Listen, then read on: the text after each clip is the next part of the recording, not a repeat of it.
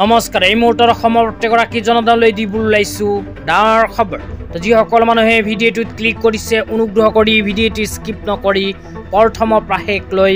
চাই থাকিব কিয়নো এইটো ভিডিঅ'ৰ মাজত জীৱন অনুপ্ৰেৰণা আঁচনিৰ পৰা আৰম্ভ কৰি ভোটাৰ তালিকাৰ ভেৰিফিকেশ্যন সম্বন্ধে কেইখনমান গুৰুত্বপূৰ্ণ খবৰ আপোনালোকক প্ৰদান কৰিম অনুগ্ৰহ কৰি ভিডিঅ'টোত ক্লিক কৰিছে যদি ভিডিঅ'টো স্কিপ নকৰি প্ৰথমৰ প্ৰাশেক লৈ চাই থাকিব লগতে মোৰ চেনেলত নতুন হলে প্লিজ চেনেলটো সাবস্ক্ৰাইব কৰি মোৰ লগত থাকিব আৰু ভিডিঅ'টো ভাল লাগিলে অনুগ্ৰহ কৰি শেয়াৰ কৰি দিব তলত থকা শেয়াৰ অপচনত ক্লিক কৰি ভিডিঅ'টো এতিয়াই শেয়াৰ কৰি দিও তো বলক ভিডিঅ'টো আৰম্ভ কৰি আজি প্ৰথমটো গুৰুত্বপূৰ্ণ খবৰৰ বিষয়ে বিস্তাৰিত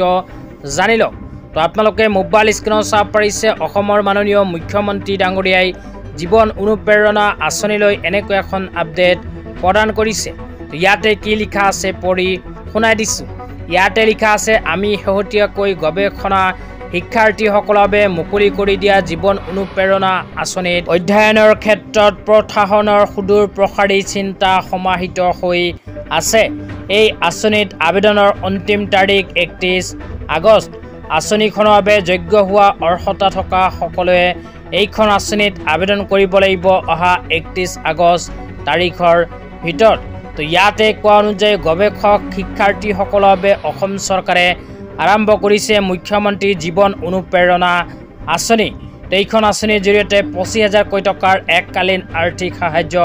অসম চৰকাৰে প্ৰদান কৰিব তো যিসকলে জীৱন অনুপ্ৰেৰণা আঁচনিত আবেদন কৰিব বিচাৰে সেইসকলে অহা 31 আগষ্ট তাৰিখৰ ভিতৰত কৰিব লাগিব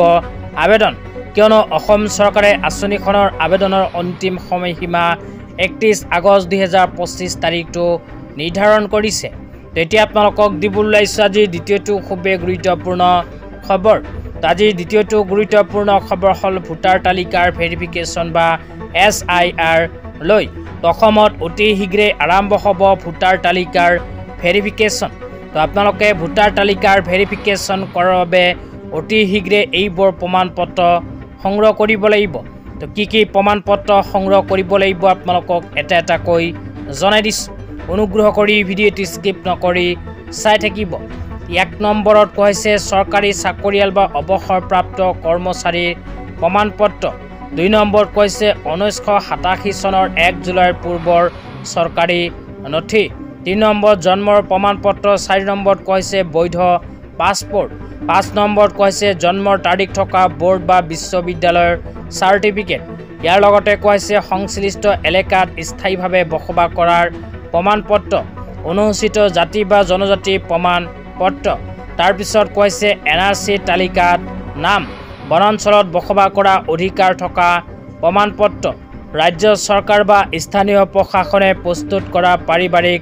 ৰেজিষ্টাৰ ইয়াৰ লগতে কৈছে চৰকাৰে প্ৰদান কৰা মাটি দলিল বা